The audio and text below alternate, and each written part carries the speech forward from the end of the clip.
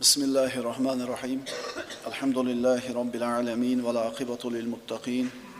Vessalatu vesselamu ala seyyidina Muhammedin ve ala alihi ve ashabihi ecma'in. Amma ba'd. Assalamu alaykum ve rahmatullahi ve berekatuh.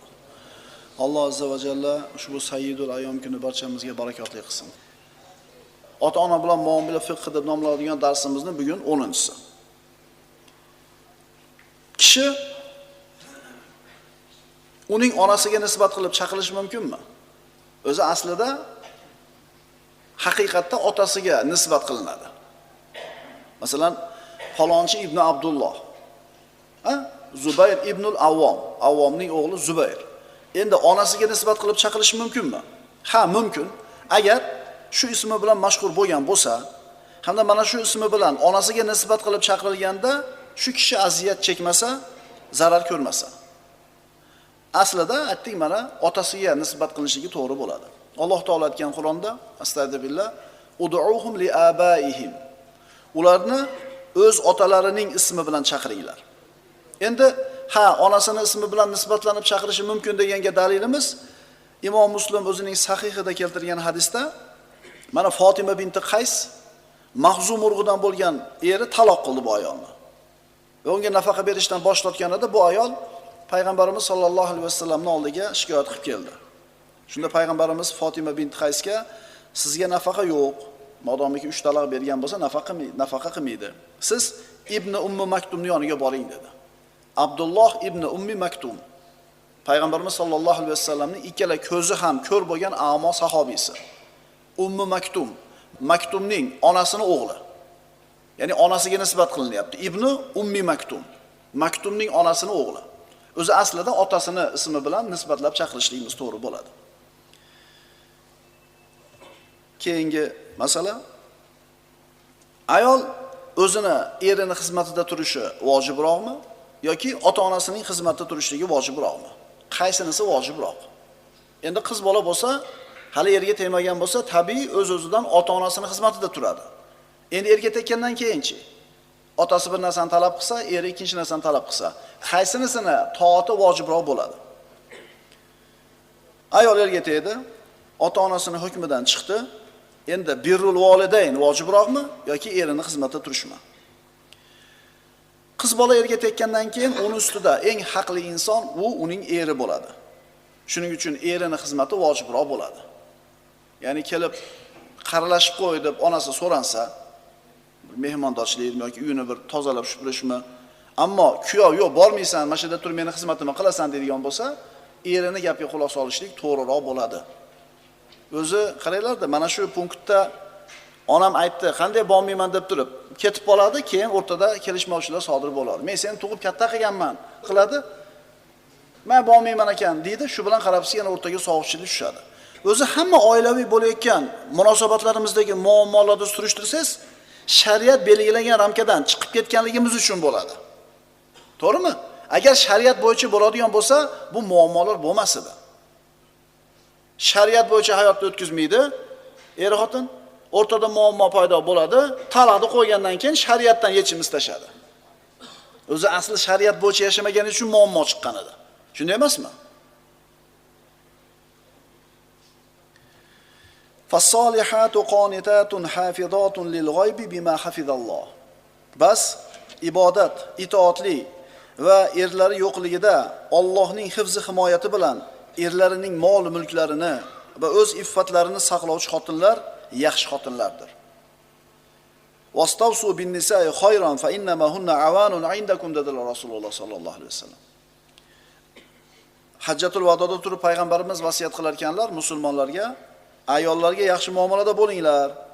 Albatta ular sizlarning qo'lingizda xuddi asiraga o'xshaydi. Ya'ni erining ruxsatsiz ko'chaga chiqa olmaydi. O'zi bilgan ishini xohlagancha tasarruf qila olmaydi. Demak, asirga o'xshaydi. Shuning uchun yaxshi muomalada bo'linglar. Ayol kishi erining uyidan erining ruxsatsiz chiqishi mumkin emasligiga barcha imomlar, olimlar ittifoq qilishgan. Bu o'rinda otasi buyurdimi, onasi buyurdimi farqi yo'q. Modomiki er bunga qarshi bo'ladigan bo'lsa, chiqishlikka haqqi yo'q. Shariatimiz qanday zo'ra? Xotinim uyda o'tiradi, ko'chaga chiqmaydi mendan ruxsatsiz deysiz, xotirjam yuraverasiz. Endi indamasdan shap-shap chiqib ketadigan xotin bo'lsa-chi? Qayerda yuribdikin? Nima qilyaptikin?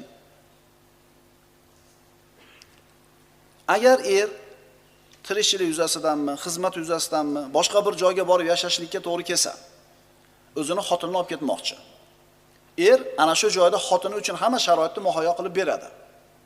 Endi ota-ona, qizning ota-onasi, bormaysan ering bilan desa, kimga itoat qilinadi? Albatta eriga itoat qilinadi. Aytdik, modomiki o'zi bilan olib ketayotgan ayoliga shariat talab qilgan sharoitlarni qilib beradigan bo'lsa, borishligi kerak bo'ladi. Chunki aytdik, nikohlangandan keyin bu qizni yoki bu ayolning ustidagi ko'proq haqli odam kim? Eri bo'ladi. Yana ayolga o'zini eri Alloh qilasan degan ishni qilmaysan deydigan bo'lsa, eriga itoat qilmaydi. Chunki aytdik, ota-ona farzandga gunohni buyursa itoat qilishlik kerak emas degandek, xotin ham Allohning farzini qilmaysan desa eri yoki Alloh harom qilgan ishni qilasan desa, itoat qilmaydi. Chunki la ta'atan li mahluqin fi ma'siyatil xoliq. Xoliqqa osiy bo'ladigan ishlarda mahluqqa itoat qilinmaydi. Endi umuman qarindosh urug'ing bilan aloqani yig'ishtirasan desa, qotiyur rohimga buyursa, nima qilinadi? Qotiyur rohim, qarindosh urug'chilikni uzishlik bu Alloh taolo man qilgan harom ish edi. Endi bu yerda holatga qaraladi. Agar xotin taraf fojir, fosiq bo'lsa, din, diyonatdan, iymondan uzoq bo'lsa, xotin ular bilan borib aralashadigan bo'lsa, shulardan fitna yuqadigan bo'lsa, dinida fitnaga uchrashlik xavfi bo'lsa, borgizmaslikka haqqi bor erni. Agar unday bo'lmaydigan bo'lsa, urug'lari bilan aloqa qilmaysan desa, itoat qilmaydi. Endi qarindosh urug'chilikni uzishlik albatta kabira. Astagfirullah. Fa hal asaytum in tawallaytum an tufsidu fil ardi wa tuqatti'u arhamakum. Ulaika alladhina la'anahumullohu fa asammahum wa a'ma absarahum. Agar iymondan yuz o'girsangizlar, yaqinki sizlar yerda buzg'unchilik qilursizlar va qarindosh urug'laringiz bilan ham aloqalarni uzursizlar. Unday kimsalarni esa Alloh la'natlagandir. Bas ularning quloqlari pand nasihat eshitishdan kar, ko'zlarini esa to'g'ri yo'lni ko'ra olmaydigan ko'r qilib qo'yilgandir. Demak, qarindosh urug'chilikni uzishlik haqida va'idlar bor. Bu narsadan biz qaytarilganmiz. Agar ayolingiz borsa, munkarga odatlanib qoladigan bo'lsa yoki dinida fitnaga uchrashlik xavfi bo'ladigan bo'lsa, ayolni borgizmaslikka erning haqqi bo'ladi. Endi buni teskarisi bo'lsa-chi? Kuyov din, diyonatdan, iymon, e'tiqoddan uzoq. Ayol o'zini ota-onasining uyiga borsa, iymonni, dinni, taqvoni ko'radi. O'sha narsani o'rganib keladi. Bormaysan o'sha uyga desa, javob o'z-o'zidan ma'lum bo'lyapti, quloq solinmaydi, borib ularni ziyorati qoldirilmaydi. Ota-onaning ziyoratiga boraveradi. Astagfirullah. Va imma tu'ridanna anhum ibtigha'a rahmatin min robbik tarjuha faqul lahum qawlan maysura. Ushbu oyatdan olinadigan odob. Agar siz Parvardigoringiz tomonidan bo'ladigan marhamatdan umidvor holingizda hozir qo'lingizda bo'lmagani sababli xayr ehson qilishni imkonini topmasangiz, xayr ehson qilish imkonini topmay, ulardan, ya'ni qavmi qarindosh, miskin va yo'lovchilardan yuz o'giradigan bo'lsangiz, u holda ularga yumshoq so'z ayting. Ya'ni qo'lingizda yo'qligidan ota-onangizga yaxshi bir muruvvat qila olmayapsiz. Qo'lda yo'qligidan ota-onaga yaxshi sarparajat qila olmayapsiz. Shunda nima qilishlik kerak? Ota-ona ustimizda haqqi bor. Qarindosh urug'larning biz ustimizda haqqimiz bor. Biz ularga chiroyli muomalada bo'lamiz, qo'limizdan kelgan xayr ehsonni qilamiz. Endi ota-onangiz muhtoj bo'lmaganligi uchun ularga xayr ehson qilmayapsiz yoki ulardan ko'ra muhtojroq bir odamga beryapsiz. Shu sababli ota-onaga muruvvat qila olmayotgan bo'lsangiz, qo'lingizda yo'qligi uchun qila olmayotgan bo'lsangiz, shirin so'zingizni ayamaysiz. Topganingizni ko'tarib borasiz, oyi yoki dada, topganim shu. Alloh nasib qilib qo'limizga bir baraka beradigan bo'lsa, bundan kattaroq bir ikrom ko'rsatamiz inshaalloh. Deb turib, bo'lsa qilardim, yo'qda nima qilay? Deb turib do'q qurishlik, man qilishlik yo'q. Qila olmayapsizmi? Eng kamida nima? Shirin so'z. Eng kamida problemingizni aytmay turing, shu ham yaxshi muomala bo'ladi. Men bu narsani avval ham aytganman, hozir ham aytaman. Yigitlar, ota-onasi tiriklar. Ota-ona musurni yashi yo'q qolmasin. Ishingiz yurishmaganini ham kelib gapiraverasiz enangizga. Qarzingiz borligini kelib otangizga gapiraverasiz. Sizni o'zi 20-30 ga kirib boqib qo'ygani yetmaganda keyingi problemingizni ham ko'taradi. Qizingiz orozlab kelgani kelib enangizga gapirasiz. O'g'lingiz jinnilik qilayotganligini otangizga gapirasiz. Bitta problemasi endi 5 ta problem bo'lib turibdi-da. Qarang, qo'lda yo'q, sarf qila olmayapsiz. Shirin so'z gapira olmayapsiz. Eng kamida problemingizni aytmay turing. Men aytganman, kichik kenja farzandlarga. Akalar, opalar kelib shunaqa problemani gapirib, o'zini uydagi musurni ota-onaga to'kayotgan paytda chekkaga chaqirib turib, opa, aka, makal. Necha yilda dedingiz? 50 yilda dedingiz, ha? Men endi 25 yilda dedim. Menga ham qolsa ozgina. Sizlar uylab joylab, berga berib joylab qo'ydimi? Joylab qo'ydi. Men qo'yib beringlar, ozgina yashasin men bilan bular ham. Inshaalloh mana shu hozir men aytayotgan narsa bilan kallalarimiz bir pishib borsa, yigitlar, ota-onalarimiz ham ko'hraga shabada tegib qoladi. O'zi aslida ota-onalar o'sha bolalarni shu popalaverib, hamma problemasini hal qilib beraverib, qistiradigan puligacha cho'ntagiga solib qo'yaverib, limuzinining ham pulini beraverib, nima qilib qo'ygan? Ish yoqmas, tambal qilib qo'ygan. O'ziga ishonmaydigan qilib qo'ygan bolasini. To'g'rimi? O'shuncha xotiniga gapi ham o'tmaydi, tarbiya ham qila olmaydi. Bu holatda ularga shirin so'zni ayamaslik kerak bo'ladi. Qurbimga yetgani shu. Alloh bersa, yana ham ko'proq nima qilarman? Olib kelarman. Bolam, sen o'zi tinch yurganing bizga? Ha, shuna deydi. Olib kelma menga deydi. Menga olib kelma, shu tinch yursang bo'ldi. Bu degani problemini aytma deganida bu. Wala ala anfusikum an ta'kulu min buyutikum aw buyuti abaikum aw buyuti ummahatikum. Farzand o'zini ota-onasini uydan ovqatlanishligi ruxsat so'rash kerakmi yoki yo'qmi?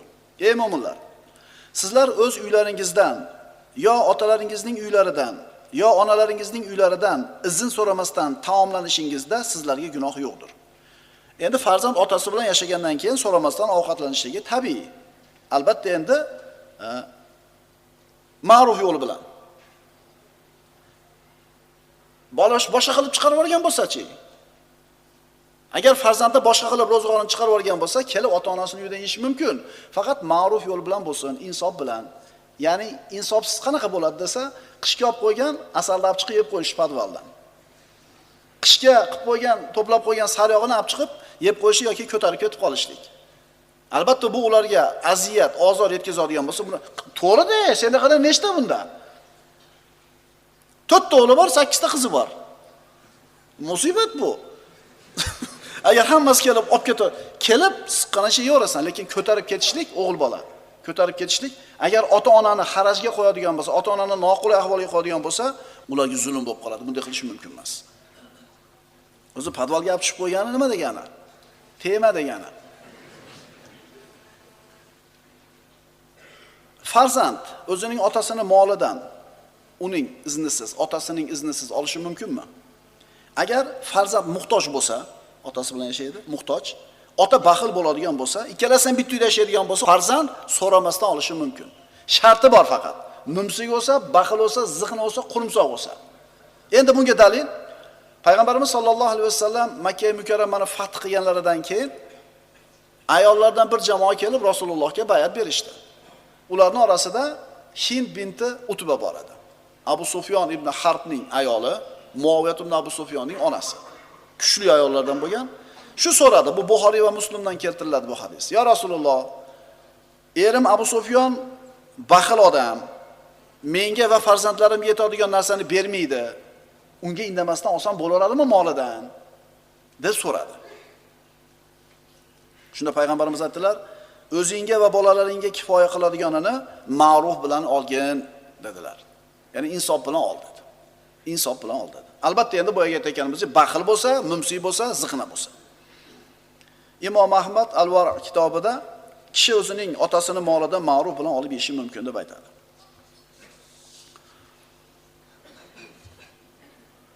Qiz farzand ota-onasining iznisiz sadaqa qilishiga mumkinmi? Payg'ambarimiz sollallohu alayhi vasallam ayollarni ham sadaqa qilishlikni undadilar. Ularni bu ishda ota-onalarini roziligini so'rashligini shart qilib qo'ymaganlar. Astagfirullah. Fa in tibna lakum an shay'in minhu nafsan fakuluhu hani'an mariya. Alloh taolo aytadi, agar o'zlari ayollar sizlar uchun u mahrdan biron narsani ixtiyoriy ravishda ketsalar, sizlar uni pok va muborak qilib yeyaveringlar. Bu yerda ham ota-onani roziligi shart qilinayotgani yo'q. Ammo qiz farzand bir sadaqa qilsa, shu sadaqadan ota-onasi xafa bo'ladigan bo'lsa, tanglikka tushadigan bo'lsa mumkin emas. Masalan, ota qizga 100 hadiya qildi, falon pulga olib. Ertasi kuni qarasa yo'q. Ha desa, sadaqa qildim dedi. Endi ota albatta bundan harajga kiradi, tanglikka kiradi. Mana shunday holat bo'ladigan bo'lsa, garchi o'zini moli bo'lsa ham buni qilmasligi to'g'ri bo'ladi. Demak, bunaqa holatda sharoitga qarab ish turiladi. To'g'rida qiylanib shu to'plab shu qizim xursand bo'lib qolsin deb turib, falon pulga shu 100 ni olib bersangiz, u paqqatib berib yuborsa. To'g'ri, o'zini haqqi, lekin ota harajga kirmasligi kerak. Qarang, o'zingizni mol mulkingizda qilayotgan ishingizdan ham ota-ona ozor chekmasligi kerak. Ona farzandlarga infoq qilishlikka mas'ul emas. Farzandlarni qonini boqishlik u otaning ishi. Ona majbur emas bu narsaga. Payg'ambarimiz sollallohu alayhi vasallam Ayit kuni chiqib odamlarga va'z qildilar, so'ngra aytdilar: "Ey insonlar, sadaqa qilinglar." So'ngra ayollar oldidan o'tib ularga ham: "Ey ayollar, sadaqa beringlar, chunki sizlarning ko'pchiligingiz jahannam o'tinidirsiz" dedilar. Do'zaxga ko'proq tushadiganlar ayollar bo'ladi erkaklardan ko'ra. Ayollar orasidan bir xotin turib, "Nima uchun ya Rasululloh? Nimaga jahannam o'tini bo'lgani ko'proq ayollar?" deganida, shunda Nabiy sollallohu alayhi vasallam, "Chunki sizlar shikoyatni ko'paytirib, erlaringizni yaxshiliklarini bilmaysizlar" dedi. Ikkita narsa aytilyapti. Ko'p shikoyat qilasizlar, ko'p la'nat aytasizlar va erlaringizning yaxshiligini bilmaysizlar. Chunki sizlar shikoyatni ko'paytirib, erlaringizni yaxshiliklarini bilmaysizlar dedilar. So'ngra ketdilar. Keyin Abdulloh ibn Mas'ud roziyallohu anhu ning ayoli Payg'ambarimiz sollallohu alayhi vasallamning uyiga bordi. Abdulloh ibn Mas'udning ayoli. Kelib ruxsat so'radi, izn berildi, kirdi. Aytdiki: "Ya Rasululloh, siz bugun sadaqa qilishga buyurdingiz. Meni bitta taqinchog'im bor edi. Uni sadaqa qilmoqchi bo'lganimda, erim Ibn Mas'ud mening sadaqamga o'zi va uni farzandlari haqliroq ekanini aytdi. Shu to'g'rimi?" deb keldi. Ya'ni er kambag'al, erda puli yo'q. Xotinning qo'lida shu begi taqinchog'i bor. Bilay uzimidi yoki uzimidi, ziramidi. Shuni sadaqa qilaman dedi. Biz o'zimiz muhtoj bo'lib tursak, birovga qilasanmi? Biz haqliroqmiz, bizga qil shu sadaqani dedi. Shunda payg'ambarimiz aytdilar: "Ibn Mas'ud to'g'ri aytibdi. Ering va farzandlaring sening qiladigan sadaqangga haqliroq." Nimaga desa, xotin oilani boqishlikka javobgarligi yo'q. Demak, bolalariga o'sha qo'lidagi sadaqasini bersa bo'laveradi, eriga ham. Ammo er xotinni va farzandni boqishlik yelkasida vojib, sadaqasini ularga bermaydi.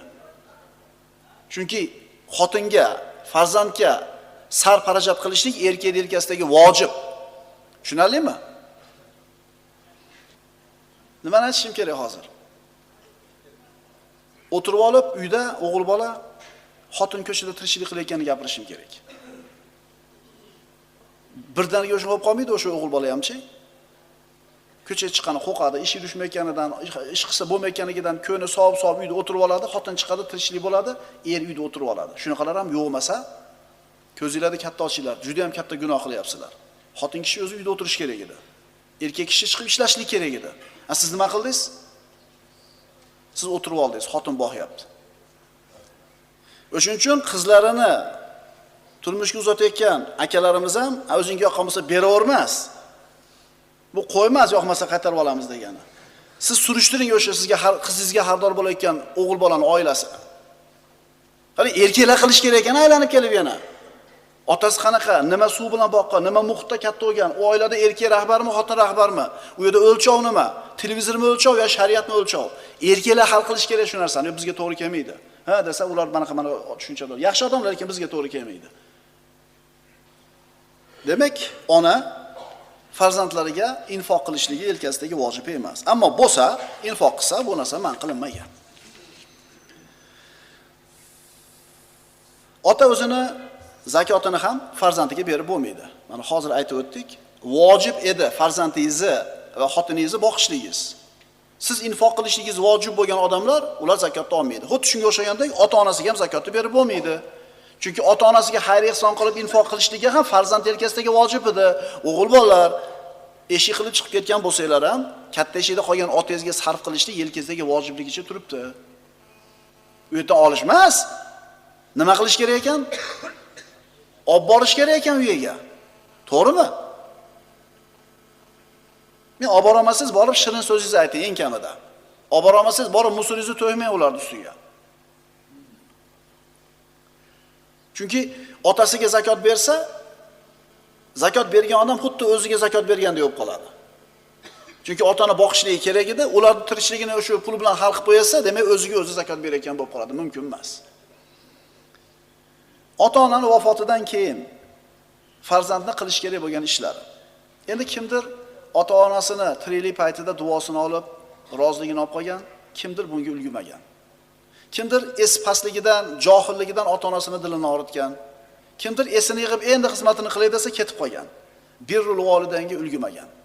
Bular noumid bo'lmasligi kerak. Tirikligida qila olmagan xayriyatini ular o'tib ketgandan keyin qilsa ham bo'ladi. Faqat endi bu boshqa masala bo'ladi. To'g'rimi?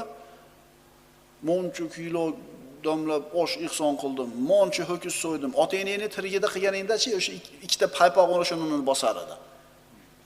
O'tib ketgandan aytaman ukalar, ko'p aytaman. Ota-onani qadriga yetishlik uchun ular o'lish kerak bizatlar. Tirik ekanmi qadri yetmaymiz. Ishoninglar qadri yetmaymiz. Qayerga ketadi deysiz-da, men aytdim-ku, ota-ona boshga qo'ngan qush singarida, u qushni qachon uchib ketishini bilmaysiz. Ozgina qimirlasa uchib ketishi mumkin cho'chib. Ota-ona ham xuddi shunaqa. Tirikligida qilish kerak. Endi ulgurmadingizmi? Endi o'tib ketgandan keyin nima qilish mumkin? Mana shuni ko'rib chiqamiz. Ana shu ishlarga, ana shu amallarga misollar. Noumid bo'lmasinki farzand, albatta ota-onasiga xayriyat yetkiza oladi. Astagfirullah. Robbighfirli va livalidayya va liman dakhala baytiya mu'minan va lil mu'minina val mu'minat va la tazidiz zolimina illa tabara. Birinchi qilinadigan ish ota-onamiz o'tib ketgan bo'lsa, haqqiga istig'for aytishlik, duo qilishlik. Parvardigorim, o'zing meni, ota-onamni, mening uyimga mo'min holda kirgan kishilarni va barcha mo'min va mo'minalarni mag'firat qilgin. Zolim kimsalarga esa faqat halokatni ziyoda qilgin. Nuh alayhisolamning duosi. Robbanag'firli va livalidayya va lil mu'minina yawma yaqumul hisab. Parvardigoro, hisob kitob qilinadigan qiyomat kuni meni, ota-onamni va barcha mo'minlarni mag'firat qilgin. Demak, duo qilishimizni Alloh taolo buyuryapti. Duo qilishimiz birinchi qiladigan ishimiz. Waqfid lahuma janaha az-zulli minar rahma va qur robbirhamhuma kama robbayani saghira. Ota-onamizga qiladigan eng zo'r ishimiz duo. Infoq ehsonni borida sarflaysiz, o'tib ketgandan keyin sarflamaysiz, yo'q, lekin duo boraveradi. Ular uchun mehribonlik bilan xorlik qanotini past tut, hokisor bo'l va Parvardigorim, meni ular go'daklik chog'imda tarbiyalab o'stirganlaridek, sen ham ularga rahim shafqat qilgin deb haqlarga duo qil. Demak, istig'for etishlik kerak, duo qilishlik kerak bo'ladi.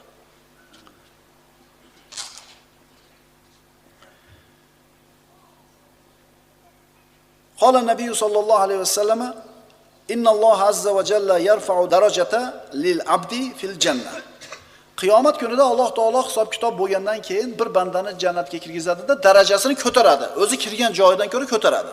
Fa yaqulu ya robbi anna li hadihi. Parvardigor, qayerdan keldi bu menga bunchalik darajamni ko'tarilishligi? Bistig'fori valadika laka. Farzandingni seni haqqingga aytgan istig'fori tufayli. Otangiz o'tdimi, onangiz o'tdimi? Siz aytgan istig'for tufayli uni otangiz, onangiz jannatdagi darajasi ko'tariladi. Kim otasini o'ldiradi? Astagfirulloh deyishlik. Mashinada ketayotganda g'isht tashayapsiz, suv tashayapsiz, yer chopyapsiz, tilis astagfirulloh va tubilay. Robbighfirli va livaliday. Qiyinmi? Ishonavering, biz ham o'lib ketib yerda yotganimizda shu bolalarimiz aytadigan istig'forga muhtoj bo'lamiz. Kama tadin tudan biz ota-onamizga qancha istig'for aytib duo qilgan bo'lsak, o'sh keladi bizga ham. Yoki u ham kelmaydi. 5 mahal namoz o'qigan farzand, bunaqa farzandni ota-onasi maza qiladi. Chunki esiga kelib Robbighfirli demasa ham, qo'lini duoga ochdimi, ota-onasiga ajr boraveradi bundan. Shuning uchun farzandlarini namozxon bo'lib qolganligini ko'rib o'tayotgan ota-ona muborak bo'lsin ularga shunday farzandlar. Idza matal insanu inqata amaluhu illa min thalath. Juda ham bir mashhur bo'lgan, hammamiz bilgan hadis. Agar odam bolasi vafot etadigan bo'lsa, hamma amallari to'xtaydi, faqatgina 3 ta ishidan unga savob borib turadi. Valadun solihun yad'ulahu. Uni haqqiga duo qiladigan solih farzandidan. Endi ota-ona mushrik bo'lib o'tib ketgan bo'lsa-chi, ularning haqqiga istig'for aytilmaydi. Ma kana li nabiyyin val ladina amanu an yastaghfiru lil mushrikin walau kanu uli qurba min ba'di ma tabayyana lahum annahum ashabul jahim. Na payg'ambar va na bu mu'minlar agar mushriklar qarindoshlari bo'lsa ham, ularning do'zax egalari ekanligi aniq ma'lum bo'lgandan keyin u mushriklar uchun mag'firat so'rashlari joiz emas. Kofir o'lib o'tib ketdimi, mushrik o'lib o'tib ketdimi, ularning haqqiga istig'for aytilmaydi. Payg'ambarimiz sollallohu alayhi vasallam o'zining onasini qabrini ziyorat qilishlikka Robbisi azza va jalladan izn so'radilar. Bilasizlar, Payg'ambar sollallohu alayhi vasallamning onasi Rasululloh 6 yoshga yetganlarida vafot etgan edi. Ya'ni mushrika holatida vafot etgan edi Rasulullohning onasi. Rasululloh Madinaga hijrat qildilar. Ana shu g'azotlardan biridan qaytib kelayotganlarida bir eski qabrning oldiga to'xtab, tushib qattiq Rasululloh yig'ladilar. Shunda sahobalar buni sababini so'rab, bu nima qabru, nimaga bunaqa yig'ladingiz? Payg'ambarimiz aytdilar: "Ista'zantu robbi an astaghfira li ummi falam ya'zan li. Vasta'zantuhu an azura qabraha fa adina li."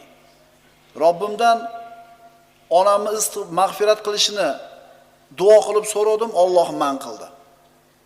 Ammo onamni qabrini ziyorat qilay dedim, unga ruxsat berdi. Mana bu onamni qabri.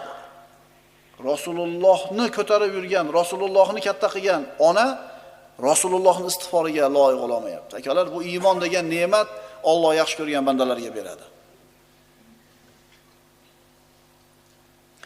Yana ota-ona o'tib ketgandan keyin ularga qilinadigan yaxshilikni bir ko'rinishi ota-onani qarzini uzib qo'yishlik. Endi bu yerda bizda shu sunnatga muvofiq birorta bir odam hujjat dalil bilan haqqini talab qilib kelsa, kim uzadi desa, falonchi deb aytiladi, farzandiga o'tdi deydi. Lekin shu farzand shu narsani ustida xushyor bo'lishligi kerak. Qabul qilib qo'ydim desanglar bo'ldi emas. Min ba'di wasiyatin yusi biha aw dayn. Alloh taolo aytadi, bu taqsimotlar merosni bo'lishlik haqida Alloh taolo oyatni keltirib aytadi. Bu taqsimotlar marhum qilgan vasiyat va uning qarzlari ado etilgandan keyin bo'ladi. Puli bo'lsa ota-ona o'zining pulidan beriladi. Agar bo'lmasa farzand uzadi. Imom Buxoriy va Muslim keltirgan hadis Ibn Abbosdan, Juhaynalik bir ayol payg'ambarimizning oldiga kelib, "Ya Rasululloh, onam haj qilaman deb nazr qilgan edi, lekin qila olmasdan o'lib ketdi. Nazr qilib qo'ygan. Uni nomidan haj qilamanmi?" dedi. Payg'ambarimiz, "Ha, uni nomidan haj qil. Agar onangni qarzi bo'lsa uzarmiding?" dedi. Demak, uni nomidan haj qil dedi. Xudo xolasa, mashinaga bitta masjid solib beraman deb otangiz niyat qiluvdi, hammaga aytuvdi. Alloh nasib qilsa bir ariq kalab beraman degan edi. Otangizni bir nazri bor edi. Shu nazrni bajarishlik farzandning zimmasida bo'ladi. Endi modomiki masjid quraman debdimi, demak bu otaning 3-4 chaqasi bor. Endi bu ota o'tdimi, kimga qoldi bu chaqa? Farzandga qoladi-da. Demak, mana shular, ya'ni inshaalloh keyingi darsda o'qirmiz. Ota-ona o'tib ketgandan keyin ularni orqasidan qilinadigan savobli ishlarning ayrim ko'rinishlari edi. Aqulu qawli hada va astaghfirulloh li va lakum. Assalomu alaykum va rahmatullohi va barakatuh.